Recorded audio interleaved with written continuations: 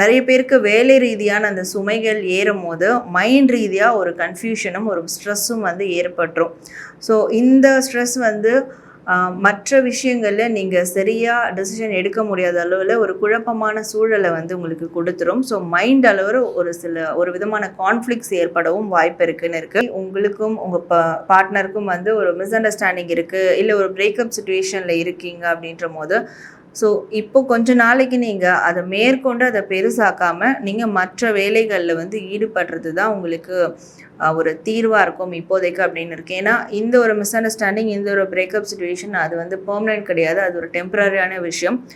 But அது permanent நினச்சி நீங்கள் அதை பெருசாக்கக்கூடாது. ஸோ அதுலேருந்து டைவர்ட் ஆகிற விதமாக நீங்கள் உங்களோட வேலை மற்ற விஷயங்கள் சார்ந்த வேலைகளில் நீங்கள் ஈடுபடணும் வரக்கூடிய காலங்களில் அப்படின்ற மாதிரி இருக்குது.